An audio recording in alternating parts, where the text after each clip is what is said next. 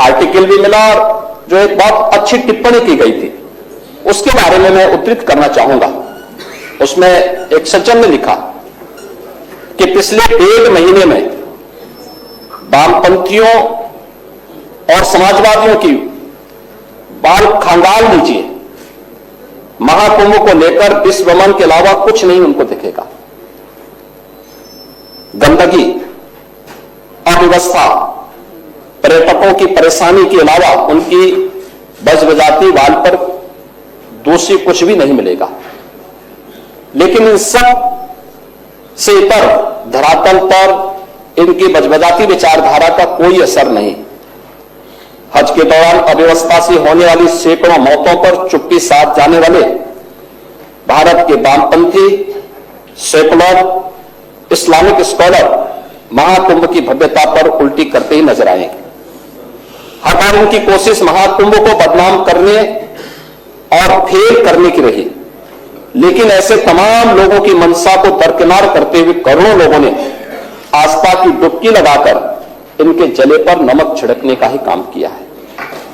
महाकुंभ के दौरान दुखद हादसा हुआ, इसके बाद भी आस्था और विश्वास तमाम परेशानियों पर भारी पड़ी।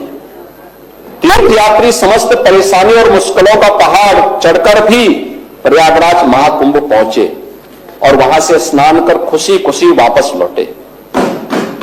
रिश्तों के जटिल समीकरण को परिभाषा गढ़ता महाकुंभ अब समारोह की ओर है, लेकिन यहां से निकला संदेश हर सनातन के मन में अमिट छाप छोड़ गया है, जो वर्षों तक लोगों की बदकही और कहानियों में जीवंत रहेगा।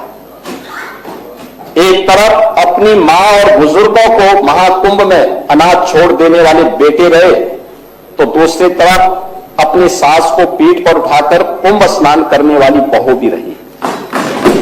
लेकिन सनातन विरोधियों की नजर केवल गंदगी पर पड़ी। मुझे एक ऐसे सज्जन भी वहां देखने को मिले जो हमारी डिजिटल व्यवस्था को लेकर के कोस रहे थे।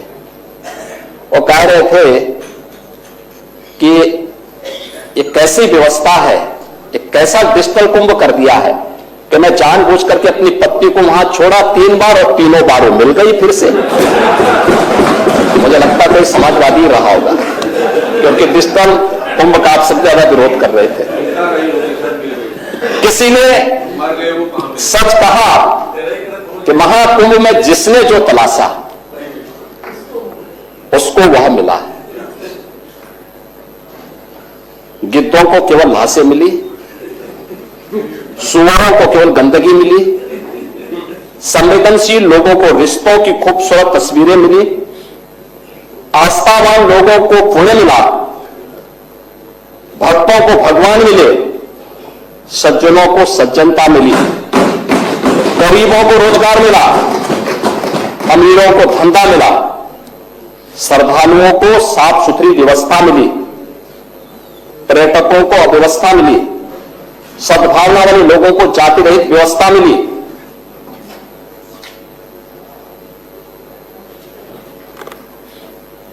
मृत्यु का इंतजार करने वालों को मृत्यु भी मिली और भारत की मृत्युंजय की कामना करने वालों के लिए मृत्युंजय महाकुंभ के भी दर्शन उन्हें वहां पर हुए हैं।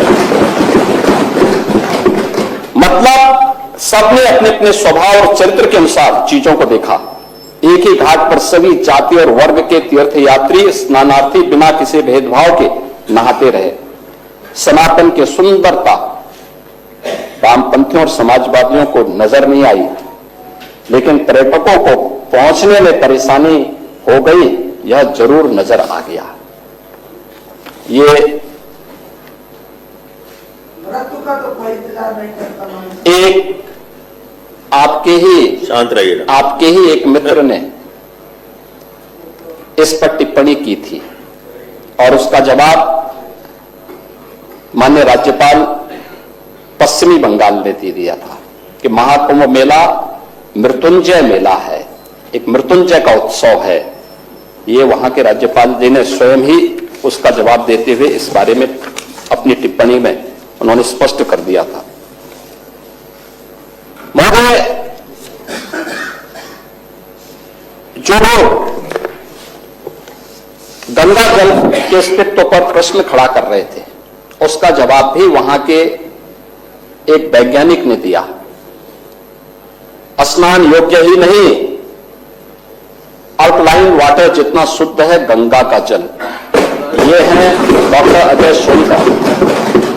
इन्होंने प्रयागराज में अपनी स्वयं की लैब से इस बात को साबित किया है। Uttar Pradesh pollution control board ने भी और अब केंद्रीय पॉल्यूशन कंट्रोल बोर्ड ने भी इस बात को साबित किया है कि गंगा जल में वह ताकत है कि अपनी शुद्धि को बनाए रखने की सामर्थ्य उसमें है। और यही कारण है कि इतने बड़े पैमाने पर आने वाले श्रद्धालुओं के बावजूद ये सभी कुछ वहां पर देखने को मिला है और ये सभी चीजें हम वहां पर आज भी अनुभव कर सकते हैं। महोदय, नंदिनी की रिपोर्ट माननीय मुख्यमंत्री जी पॉल्यूशन बोर्ड ने ही दिया था, कोई पार्टी ने नहीं दिया। आज पॉल्यूशन कंट्रोल बोर्ड ने, पॉल्यूशन कंट्रोल बोर्ड की वह रिपोर्ट कैसे, कहां से गई और किसने दी है, ये latest central pollution control board की रिपोर्ट है, जिसमें उन्होंने कहा है कि 17 जनवरी को संगम पर कोलिफॉर्म की मात्रा पर 100 ml 2500 से कम होनी चाहिए। इस पे उन्होंने लिखा है कि 780, संगम के बाद वाराणसी की ओर जाने वाले घाट पर 280 और यमुना के पुराने ब्रिज के पास यह 760 के आसपास इन्होंने इसका आंकड़े जारी किए हैं। फीकल कोलिफॉर्म की मात्रा, ये फीकल कोलिफॉर्म की मात्रा 2500 100 ml के अंदर ये देखी जाती है। 3 प्रकार की चीजें जल की शुद्धता के मानक बनते हैं, एक बीओडी, दूसरा डीओ और तीसरा फीकल कोलिफॉर्म। ये तीनों में संगम स्थल जहां पे श्रद्धालु स्नान कर रहा है, करोड़ों श्रद्धालु संगम में स्नान कर रहा है, ये तीनों उस दायरे में है जो पॉल्यूशन कंट्रोल बोर्ड के मानक हैं और उन मानकों को ये पूरा करता है। आप लोग कुछ भी बोल सकते हैं, कुछ भी कर सकते हैं, कुछ भी अपने तरीके से उसको प्रस्तुत कर सकते हैं, क्योंकि आप लोगों ने तो प्रयागराज महाकुंभ को बदनाम करने के लिए कोई भी ऐसा दुष्प्रचार नहीं छोड़ा जो न किया हो। किस तरीके के वक्तव्य दे रहे थे आपने देखा होगा प्रयागराज के बारे में। आप लोग ये भी दुष्प्रचार कर रहे थे कि इतने लोग मर गए। आपका सोशल मीडिया हैंडल गोरखपुर और बस्ती मंडल का दे रहा था कि गोरखपुर बस्ती मंडल के 35 लोग मर गए। वे 35 के 35 लोग अपने घर पहुंच गए। प्रयागराज के कोटि गुरु है, तो बेचारे ये लोग दुष्प्रचार करते रहे तो मर गए और पता लगा कि जिस दिन ब्रह्म भोज रखा था उसी दिन कोटि गुरु रिक्शे में बैठते हुए अपने घर पहुंच गए। पहुंचे तो लोगों ने कहा कहां थे वे? उन्होंने कहा कहां था, मैं तो कुंभ में घूम रहा था। 12 दिन तक घूमते रहे। कहा कुंभ में? उसने कहा भी क्या कुंभ, तो हम लोग आयोजक हैं, हम लोग उस आयोजन के हिस्सेदार हैं। जगह जगह भंडारे लगे हुए हैं, रोज भंडारा खाता था, किसी आश्रम में जाके सो जाता था और फिर सुबह स्नान करके फिर दिन भर घूमता था। मॉडर्न वाले भी सर आगे क्या जिंदा हो? अरे बैठिए मॉडर्न वो अभी आगे बैठिए वही पहुंच रहा है। बैठिए। हमने स्पष्ट कहा है प्रयागराज का मेडिकल कॉलेज वो पूरे प्रयागराज जनपद का है। प्रयागराज में कुंभ क्षेत्र एक अस्थायी जनपद बनाया गया है और प्रयागराज जनपद अलग है। पूरी कमिश्नरी का प्रमुख मेडिकल कॉलेज है।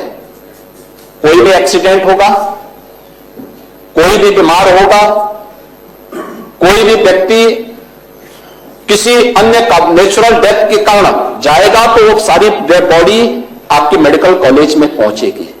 और इसीलिए हमने कहा ना, जिसकी जैसी दृष्टि थी उसको वैसी सृष्टि नजर आई।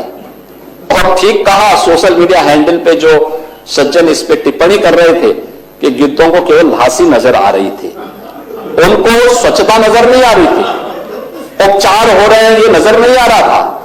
वे केवल इसमें नजर लगाए थे कैसे बदनाम कर सके। कोई पार्लियामेंट में कह रहा है हजारों लोगों की मौत हो गई। डिजिटल कुंभ का परिणाम है 28,000 लोगों को उनके परिवारजनों से मिलाने का काम किया।